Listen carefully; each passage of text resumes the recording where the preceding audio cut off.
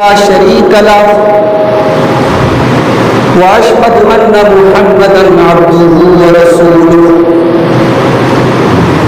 يا أيها الذين آمنوا اتقوا الله حق تقاته ولا تموتن إلا وأنتم مسلمون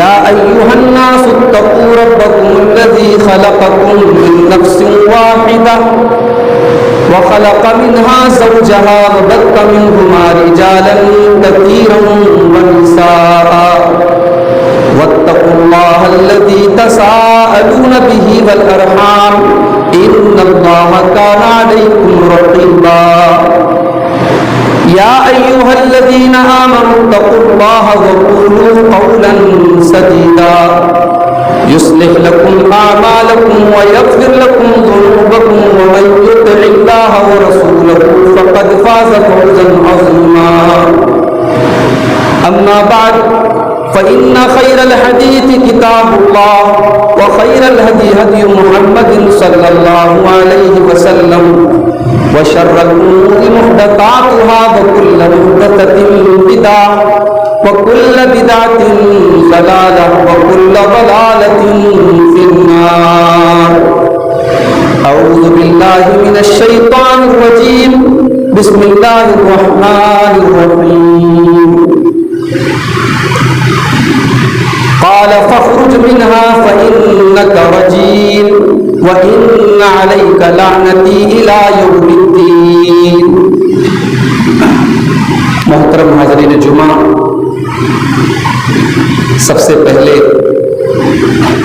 میں آپ سب سے معذرت چاہتا ہوں، کچھ مجبوریوں کی وجہ سے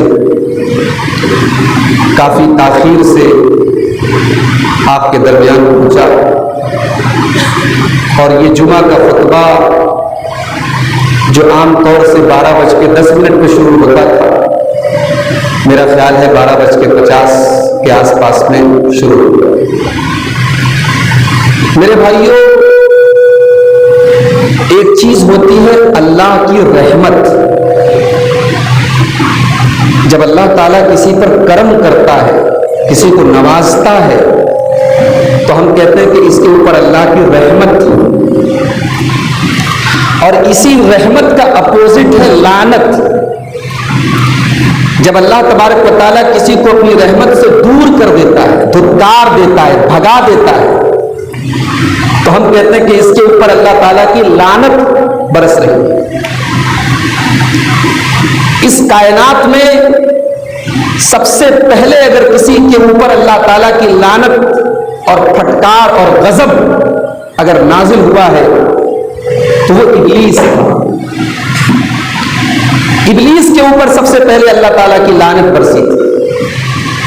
جب اللہ تعالیٰ نے حضرت آدم علیہ السلام کو پیدا کیا اور فرشتوں کو حکم دیا کہ تم آدم کے آگے سجدہ کرو، تو چونکہ ابلیس بھی فرشتوں کے ساتھ رہتا تھا، وہ فرشتہ تو نہیں تھا، جنات میں سے تھا، مگر چونکہ فرشتوں کے ساتھ رہتا تھا اس لیے اس حکم میں وہ بھی شامل تھا، تو ابلیس نے سجدہ نہیں کیا۔ اللہ نے فرمایا قال ما منعك ان تسجد لما خلقت بيدي استكبرت ام كنت من العالين۔ اے ابلیس، جس آدم کو میں نے اپنے ہاتھوں سے پیدا کیا، تو نے آدم کو سجدہ کیوں نہیں کیا؟ کیا تو بہت گھمنڈی ہے، بہت اپنے آپ کو بڑا سمجھتا ہے؟ کیا بات ہے؟ قال انا خیر منه خلقتنی من نار وخلقته من طین۔ ابلیس نے کہا کہ اللہ، میں آدم کے آگے سجدہ کیسے کروں؟ میں تو آدم سے سپیریئر ہوں، میں آدم سے بہتر ہوں۔ آدم کو تو نے مٹی سے بنایا، مجھے آگ سے بنایا۔ مٹی کی خاصیت نیچے جانا، آگ کی خاصیت اوپر جانا، اوپر جانے والی چیز نیچے جانے والی چیز کو سجدہ کیسے کرے؟ میں نہیں کر سکتا۔ کائنات کا پہلا شخص تھا ابلیس، جس نے اللہ تبارک و تعالیٰ کے حکم کے آنے کے بعد عقل اور لاجک سے کام کیا۔ جہاں اللہ کا حکم آ جائے، جہاں شریعت کا حکم آ جائے، وہاں لاجک کام نہیں کرتا۔ حضرت علی کا بڑا مشہور قول ہے حضرت علی کہتے ہیں اگر دین کی بنیاد لاجک پر ہوتی، دین کی بنیاد عقل پر ہوتی، تو ہم جو موزے پر مسا کرتے ہیں، موزے پر اوپر مسا نہ کرتے، نیچے کرتے. ساری گندگی اور سارا ڈسٹ اور سارا دھول جو ہوتا ہے وہ نیچے لگتا ہے، مگر ہم مسا اوپر کرتے ہیں.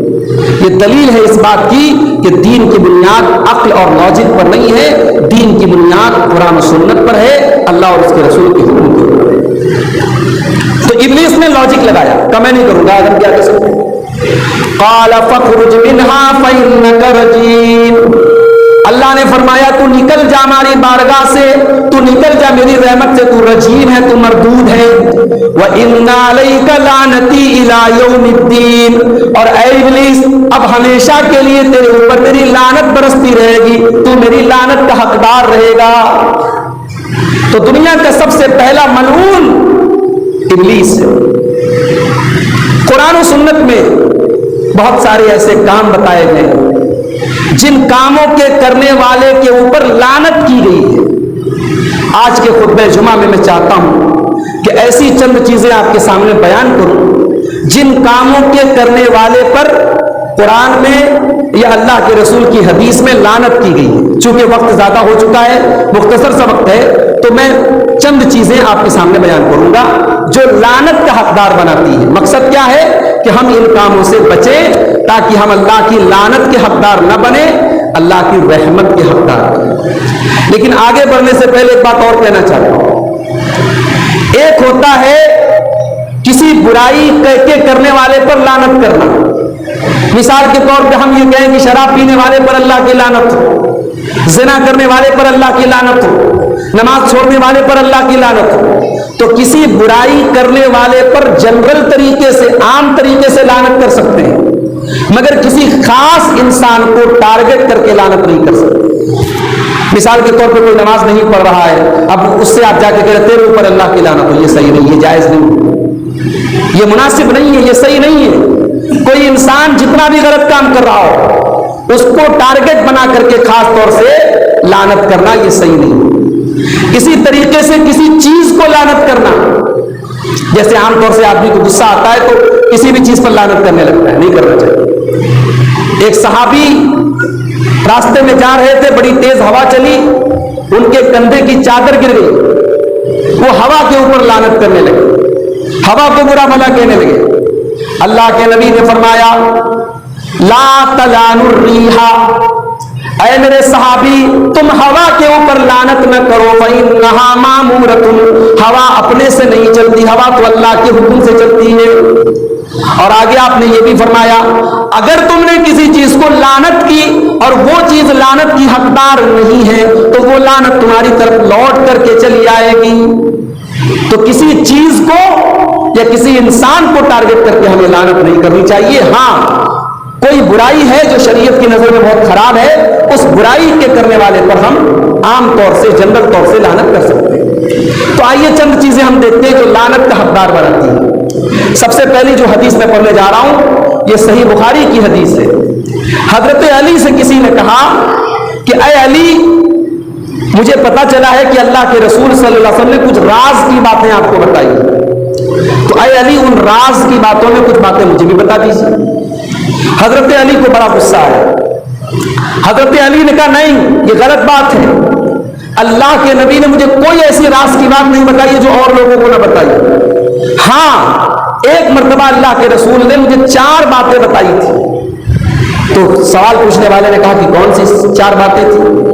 حضرت علی نے فرمایا کہ میں نے اللہ کے نبی کو یہ فرماتے ہوئے سنا ہے لعن اللہ من لعن والدہ، اللہ کی لعنت اس انسان کے اوپر جو اپنے باپ کے اوپر لعنت کرے. باپ کے اوپر لعنت کرنا یہ بہت ہی غلط اور ناجائز کام ہے اور یہ لعنت کا حقدار بنانے والا ہے. بھائی باپ اگر آپ کے ساتھ کچھ غلط بھی کر رہا ہے، ہمیشہ باپ صحیح ہو یہ ضروری نہیں ہے، باپ کے فیصلے غلط بھی ہو سکتے ہیں. بہت سارے باپ ایسے جو اولاد کے ساتھ ناانصافی بھی کرتے ہیں.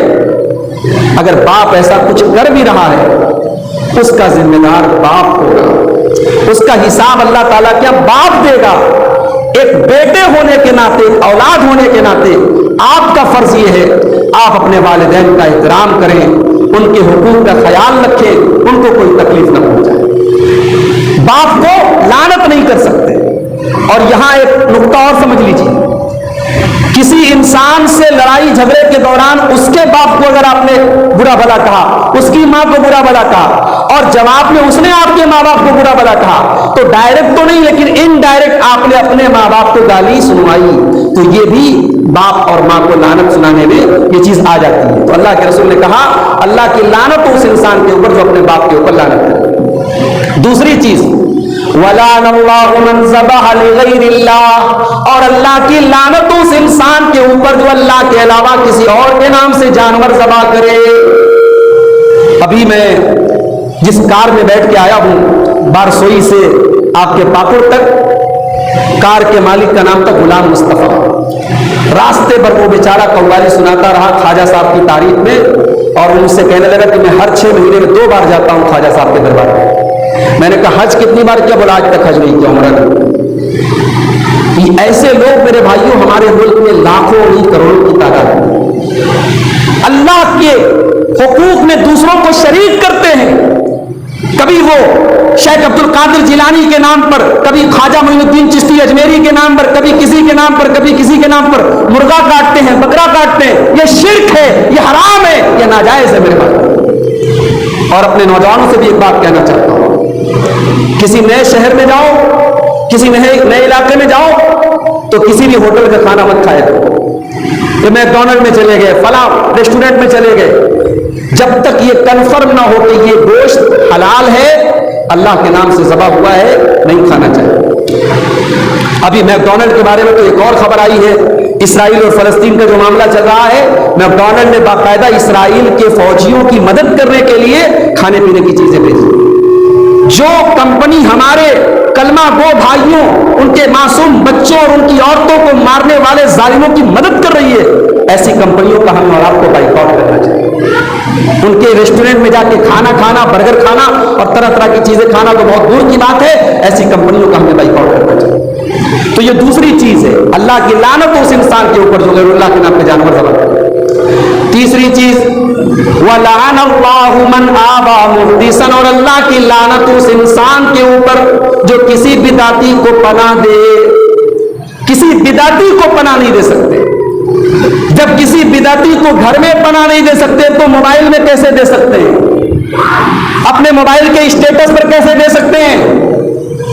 کسی کی تقریر اچھی لگی، کسی کا کلپ اچھا لگا، آپ نے فٹ سے اسٹیٹس بھی لگا دیا، آپ نے فیس بک پہ شیئر کر دیا، آپ نے اس کو دوستوں کو شیئر کر دیا، حالانکہ وہ بدعتی ہے، وہ صحابہ کو گالی دینے والا ہے، لیکن آپ کو بات اچھی لگی، آپ نے شیئر کر دی۔ تو میرے بھائی جب بدعتی کو گھر میں پناہ دینا جائز نہیں تو موبائل میں پناہ دینا کیسے جائز ہو گیا؟ اللہ کے رسول کہتے ہیں اللہ کی لعنت اس انسان کے اوپر جو کسی بدعتی کو پناہ دے۔ اور چوتھی چیز وَلَعَنَ اللَّهُ مَنْ غَيَّرَ مَنَارَ الْأَرْضِ، اور اللہ کی لعنت اس انسان کے اوپر جو زمین کے نشانات کو مٹا دے، دوسرے کی زمین کو ہڑپنے کے لیے، دوسرے کی زمین پر ناجائز قبضہ کرنے کے لیے وہ زمین کے نشانات کو مٹا دے، ایسے انسان کے اوپر بھی اللہ کی لعنت ہو۔ اور آگے بڑھیں، لعنت کا حقدار وہ انسان بھی ہے، وہ عورت بھی ہے جو خوبصورتی کے نام پر اللہ تبارک و تعالیٰ کی فطرت کو بدلتی ہے۔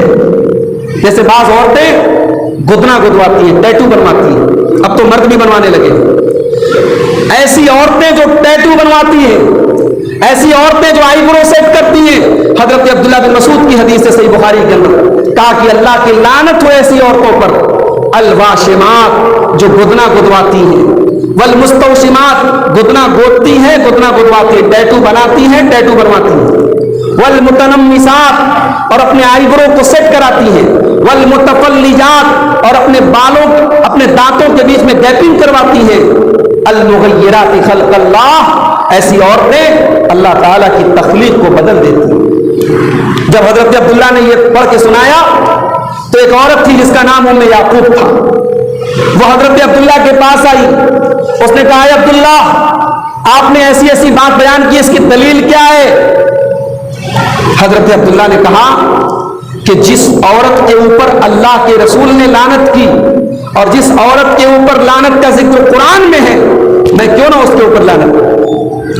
اب ذرا جواب سنو میرے بھائیوں اس عورت کا، اور میری مائیں بہنیں اگر میری آواز سن رہی ہے تو وہ بھی سنیں کہ نبی کے دور کی عورتیں کیسی ہوتی ہیں۔ آج بڑے افسوس کے ساتھ کہنا پڑتا ہے، جھارکھنڈ میں اور پاکڑ اور گوڈا اور صاحب گنج کے اس پورے علاقے میں آپ سروے کر لیں، جمعہ کی نماز کا اہتمام جن مسجدوں میں ہو رہا ہے، کتنی مسجدوں میں عورتوں کا انتظام ہے؟ نہ کے برابر ہے۔ اگر آپ گنتی نکالیں گے شاید 100 میں آپ کو 20-25 مسجدیں شاید ملیں گی۔ ہماری مسجدوں میں عورتوں کا انتظام نہیں ہے۔ ہماری عورتوں کو دین سے دور کرنے والی ہزاروں چیزیں ہیں، اور دین کے قریب کرنے کے لیے جمعہ کا خطبہ ہے۔ مولوی صاحب ہفتے میں ایک دن جمعہ کا خطبہ دیتے ہیں، ہم اپنے گھر کی عورتوں کو اس سے بھی ہم نے محروم کر کے رکھا ہے۔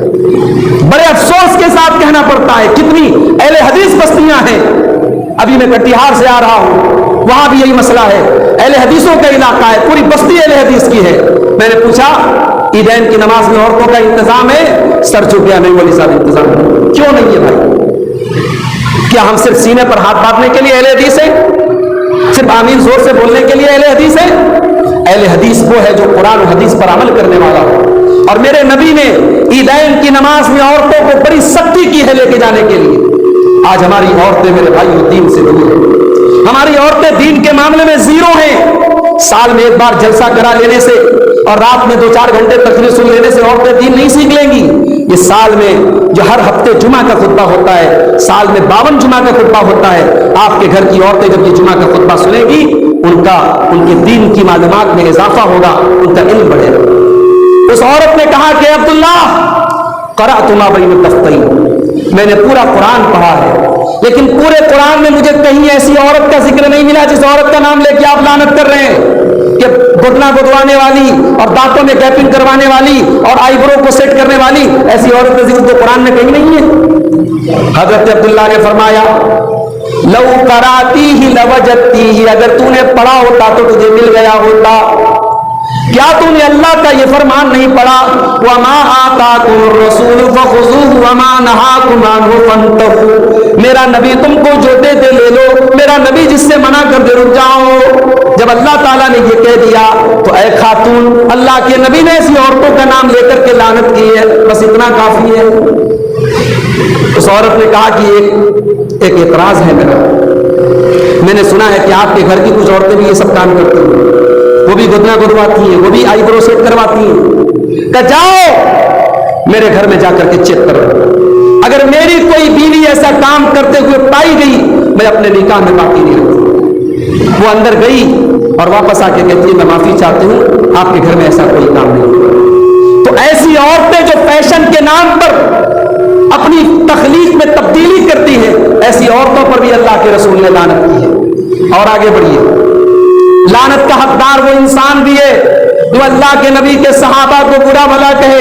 اللہ کے نبی فرماتے ہیں من سب اصحابی فعلیہ لعنت اللہ والملائکۃ والناس اجمعین، جو میرے صحابہ کو برا بھلا کہے، جو میرے ساتھیوں کو برا بھلا کہے، اس کے اوپر اللہ کی لعنت، اس کے اوپر فرشتوں کی لعنت، اس کے اوپر تمام لوگوں کی لعنت۔ صحابہ کو برا بھلا کہنا یہ بے ایمان کی نشانی ہے، ایمان والے کی نشانی نہیں ہو سکتی میرے بھائی۔ صحابہ کرام وہ لوگ ہیں قیامت تک ان کا کوئی الٹرنیٹ پیدا نہیں ہو سکتا، ان کے برابر کوئی نہیں ہو سکتا۔ کوئی جتنا بھی نیک ہو جائے، متقی ہو جائے، پرہیزگار ہو جائے، صحابہ کے برابر نہیں ہو سکتا۔ اسی طریقے سے میرے بھائیوں، لعنت کا حقدار بنانے والا ایک کام رشوت کا لینا اور دینا بھی ہے۔ رشوت کا لینا اور دینا بھی یہ لعنت کا حقدار بنانے والا کام ہے۔ اللہ کے پیارے نبی فرماتے، ترمذی کی روایت ہے، لعن اللہ الراشی والمرتشی، اللہ کی لعنت ہو رشوت لینے والے پر بھی اور رشوت دینے والے پر۔ اسی طریقے سے سود اور بیاج کھانے والا اور سود اور بیاج کھلانے والا، اس کے اوپر بھی اللہ کی لعنت۔ اللہ کے نبی نے فرمایا لعن اللہ آکل الربا وموکلہ وکاتبہ وشاہدیہ، آپ نے فرمایا کہ سود کھانے والا، سود کھلانے والا، سود لکھنے والا، سود کی گواہی دینے والا، سب پر اللہ کی لعنت ہو۔ اور آپ نے آگے یہ بھی فرمایا سب برابر ہے۔ یہ بہت بڑی بات ہے۔ یہ بہت بڑی بات ہے. انسان یہ سمجھتا ہے ہم تو سود دے رہے ہیں, ہم تو بینک کو انٹرسٹ دے رہے ہیں لون لے کر کے, لینے والا گنہگار ہے, ہم گنہگار نہیں. نہیں صاحب, سود میں کسی طریقے کا سپورٹ کرنا یہ بھی حرام ہے. یہ کوئی معمولی گناہ نہیں ہے. نمازیں برباد ہو جائیں گی, حج برباد ہو جائے گا, عمرے برباد ہو جائیں گے. یہ سود کھانا اور کھلانا اتنا خطرناک گناہ ہے. اللہ کے پیارے حبیب فرماتے ہیں کہ سود کے 70 سے زیادہ درجے ہیں, اس میں ہلکا درجہ یہ ہے کہ انسان اپنی سگی ماں کے ساتھ زنا کرے. اور قرآن میں اللہ نے سود کھانے والوں سے کہا اگر تم سود کھانے سے باز نہیں آتے فَإِن لَمْ تَفْعَلُوا فَأْذَنُوا بِحَرْبٍ مِّنَ اللَّهِ وَرَسُولِهِ, اللہ اور اس کے رسول سے جنگ کرنے کے لیے تیار ہو. اسی طریقے سے میرے بھائیوں, اللہ کی لعنت کا حقدار بنانے والا ایک کام شراب پینا اور شراب پلانا اور شراب کے سلسلے میں کسی طریقے کا سپورٹ کرنا بھی ہے. اللہ کے نبی نے شراب کے سلسلے میں 10 لوگوں پر لعنت کی. آپ نے فرمایا شراب کا کے لیے جو پھل سے رس نکلتا ہے اس رس نکالنے والے پر اللہ کی لعنت, اور جس کے لیے رس نکالا جا رہا ہے اس کے اوپر اللہ کی لعنت, اور شراب بیچنے والے پر اللہ کی لعنت, شراب کا برتن اٹھانے والے پر اللہ کی لعنت ہو, جو برتن اٹھا کے لے کے جا رہا اس کے اوپر اللہ کی لعنت ہو, شراب پلانے والے پر اللہ کی لعنت ہو, شراب کی قیمت کھانے والے پر اللہ کی لعنت ہو, شراب خریدنے والے پر اللہ کی لعنت ہو, جس کے لیے شراب خریدی جائے اس کے اوپر. اللہ کے نبی نے 10 لوگوں پر, شراب سے متعلق 10 لوگوں پر اللہ کے نبی نے لعنت کی. اسی طریقے سے میرے بھائیوں, جو عورت اپنے شوہر کا حق ادا نہ کرے, جس کا شوہر اپنی خواہشات کو پورا کرنے کے لیے, اپنی جائز خواہشات کو پورا کرنے کے لیے اسے بلائے اور وہ عورت بہانے بازی کرے بغیر کسی مجبوری کے, ایسی عورت کے اوپر بھی اللہ کے نبی نے لعنت کی ہے. اللہ کے نبی فرماتے, بخاری کے الفاظ ہیں, جب شوہر اپنی بیوی کو بلائے اور بیوی انکار کر دے بغیر کسی مجبوری کے, یہ میں بریکٹ میں استعمال کر رہا ہوں, بغیر مجبوری وہ الگ بات ہے, بیمار ہے الگ بات ہے, کوئی ذہنی تکلیف ہے الگ بات ہے. اگر نارمل حالات میں بیوی انکار کرے اور شوہر اس حال میں رات گزارے کہ شوہر اپنی بیوی سے ناراض ہے, لعنتھا الملائکۃ حتی تصبح, ایسی عورت کے اوپر رات بھر فرشتے لعنت کرتے رہتے ہیں. لیکن یہاں ایک بات نوٹ کر لیجیے کہ یہ مسئلہ ایک طرفہ نہیں ہے. جس طریقے سے بیوی کی ذمہ داری ہے کہ وہ شوہر کے حقوق کا خیال رکھے, شوہر کی ذمہ داری ہے کہ وہ بھی بیوی کے حقوق کا خیال رکھے. عورت کوئی مشین نہیں ہے, عورت کوئی ایسی چیز نہیں ہے کہ صاحب جذبات اس کے اندر نہیں ہے. مرد کو عورت کے اور عورت کو مرد کے جذبات کا خیال رکھنا چاہیے. ایک شادی شدہ زندگی تبھی کامیاب ہو سکتی ہے. اور آگے بڑھیے, آج کے زمانے میں انٹرنیٹ کا دور ہے, گندی ویڈیوز آج ہمارے نوجوانوں میں بڑی پاپولر ہو رہی ہیں. ان گندی ویڈیوز کو مد نظر رکھتے ہوئے ایک بڑا طبقہ ہمارے نوجوانوں کا اپنی بیویوں کے ساتھ غیر فطری طریقے سے, ناجائز طریقے سے, جس طریقے سے اللہ کے نبی نے منع کیا ہے اس طریقے سے وہ بیویوں کے پاس جاتے ہیں. اللہ کے نبی نے اس کے اوپر بھی لعنت فرمائی. آپ نے فرمایا ملعون من اتى امرأته في دبرها, جو اپنی بیوی کے ساتھ غیر فطری طریقے سے, ان نیچرل طریقے سے اپنی بیوی کے پاس جاتا ہے, اس کے اوپر اللہ کی لعنت. اسی طریقے سے میرے بھائیوں, قبر کے اوپر مسجد بنانا, قبر کے اوپر سجدہ کرنا, یہ بھی اللہ کی لعنت کا حقدار بنانے والا کام ہے. اللہ کے پیارے حبیب نے اپنے آخری ٹائم میں اپنی وفات کے پہلے فرمایا تھا لعن اللہ الیہود والنصارى, اللہ کی لعنت ہو یہود و نصارہ کے اوپر. انہوں نے اپنے نبیوں کی قبروں کو سجدہ گاہ بنا لیا, اپنے نبیوں کی قبروں کو مسجد بنا لیا, اور آپ نے دعا کی تھی اللہم لا تجعل قبری وثنا یعبد, اے اللہ میری قبر پر تو میری قبر کو بت پرستی کی جگہ مت بنانا, میری قبر کو ایسا نہ بنانا کہ وہاں میری عبادت کی جائے. اسی طریقے سے حضرت لوط کی قوم جو کام کرتی تھی, مرد کا مرد کے ساتھ تعلق قائم کرنا, اغلام بازی اور مرد کا مرد کے ساتھ حرام کام کرنا, یہ بدکاری اور یہ گندگی جو اس کائنات میں سب سے پہلے حضرت لوط کی قوم میں شروع ہوئی تھی, یہ عمل کرنے والے پر بھی اللہ کی لعنت ہو. اللہ کے نبی نے فرمایا لعن اللہ من عمل قوم لوط, لعن اللہ من عمل قوم لوط, لعن اللہ من عمل قوم لوط, قوم لوط کا عمل کرنے والا. آج ہمارے بہت سارے نوجوانوں میں یہ گندگی بھی عام ہو رہی ہے, یہ گندگیاں بھی عام ہو رہی ہیں. سماج کو پاک کرو میرے بھائی, اپنے گھروں کو پاک کرو. اگر اسلامی حکومت ہے اور کوئی مرد کسی مرد کے ساتھ, کوئی لڑکا کسی لڑکے کے ساتھ اگر یہ کام کرے, اسلامی حکومت میں اس کی سزا سزائے موت ہے, اس کی سزا سزائے موت ہے. فاعل کو اور مفعول کو دونوں کو قتل کرنے کا حکم ہے. یہ بڑا خطرناک کام ہے, اللہ کے نبی نے لعنت کی ہے. اسی طریقے سے میرے بھائیوں, اللہ کے رسول صلی اللہ علیہ وسلم نے اپنے والد کے بجائے کسی اور کو اپنا والد بنانے والا، اپنی ولدیت کی جگہ کسی اور کو اپنا باپ بنانے والا، اس کے اوپر بھی آپ نے لعنت کی ہے۔ آپ نے فرمایا من ادعا الی غیر ابیہ، جو اپنے باپ کے بجائے کسی اور کو اپنا باپ قرار دے، جیسے آج کے دور میں ہوتا ہے، کسی نے بچے کو پال لیا، بچے کی پرورش کر لیا، اب اس کے سگے باپ کے بجائے جو پالتا ہے اس کا نام لکھا جاتا ہے۔ باپ کا نام تھا محمد، پالنے والے کا نام تھا عبداللہ، اب یہ ولدیت میں لکھ رہا ہے عبداللہ۔ حرام ہے یہ، ناجائز ہے یہ، اور لعنت کا حقدار بناتا ہے یہ کام۔ اللہ کے نبی نے فرمایا جو اپنے باپ کے بجائے کسی اور کی طرف نسبت کرے اس کے اوپر اللہ کی لعنت اور تمام لوگوں کی لعنت اور فرشتوں کی لعنت۔ اور ایک آخری چیز بیان کر کے بات ختم کر رہا ہوں، اللہ کے نبی نے ایسی عورتوں پر بھی لعنت کی ہے جو بہت زیادہ قبرستان جاتی ہیں۔ کبھی کبھار عبرت کے طور پہ موت کو یاد کرنے کے لیے کوئی عورت قبرستان چلی جائے، اپنی ماں کی قبر پہ چلی جائے، اپنے باپ کے قبر پہ چلی جائے، کوئی مسئلہ نہیں۔ مگر ابھی غلام مصطفیٰ بھائی کی بات آپ نے سنی، صاحب ہر 6 مہینے میں اجمیر کا چکر لگا رہے ہیں، پکی قبریں بنی ہیں، مزارات بنے ہیں، فیملی کو لے کے، بیویوں کو لے کے، بچیوں کو لے کے لوگ جا رہے ہیں، اور ظاہر ہے وہاں موت یاد نہیں آتی ہے۔ ان درگاہوں پر، ان قبروں پر موت یاد نہیں آتی ہے، ان درگاہوں پر عیاشی، اوباشی، حرام خوری، شرک ہوتا ہے۔ یہ شرک کے اڈے بن چکے ہیں میرے بھائی۔ اللہ کے نبی نے لعنت کی، لعن اللہ زوارات القبور، اللہ کی لعنت ہو ایسی عورتوں کے اوپر جو بہت زیادہ قبروں پر جاتی ہیں۔ اس لیے عورتوں کو قبرستان کبھی کبھار جا سکتی ہیں، لیکن بہت زیادہ جانا، جیسا کہ آج رواج ہو رہا ہے ہمارے بہت سارے بھائیوں کے یہاں کہ وہ اپنے فیملی کے ساتھ قبروں پر جاتے ہیں۔ بمبئی میں آپ چلے جائیں، حاجی علی کی درگاہ پر عورتوں کی بھیڑ مل جائے گی، اجمیر میں آپ دیکھ لیں، ہمارے یوپی کے اندر بہت ساری درگاہیں، دلی میں آپ دیکھ لیں، تو ان درگاہوں اور ان قبروں پر جانے والی عورتوں پر بھی اللہ کی لعنت ہے۔ جمعہ کا خطبہ ہے، آپ حضرات کافی دیر سے بیٹھے ہیں، بہت زیادہ آپ کا وقت لینا مناسب نہیں ہے۔ میں نے یہ چند چیزیں آپ کے سامنے بیان کی ہیں اس امید کے ساتھ کہ جن کاموں پر اللہ تبارک و تعالیٰ کی اور اس کے رسول کی لعنت بیان کی گئی ہے، انشاءاللہ ہم ان کاموں سے بچیں گے۔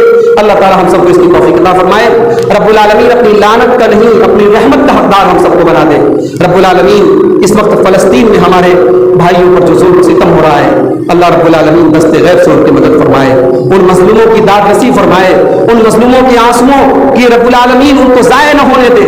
معصوم بچوں کی کٹی پھٹی لاشیں، ہاسپٹل کے اوپر بمباری ہوئی اور چھوٹے چھوٹے بچوں کی لاشیں دیکھ کر کون سا ایسا مسلمان ہے جس کے سینے میں ایمان والا دل ہو اور وہ رویا نہ ہو؟ میرے بھائی، اپنے ان بھائیوں کے لیے ہم کچھ نہیں کر سکتے، کم سے کم ہم دعا کر سکتے ہیں رب العالمین ہمارے ان بھائیوں کی مدد فرمائے، اور ان مظلوموں اور ان مجبوروں کی لاشوں پر جن لوگوں نے سیاست کی ہے اور آج ان کے پورے ملک کو برباد کرنے کی سازش رچی ہے، اللہ ایسے تمام لوگوں کو برباد کر دے۔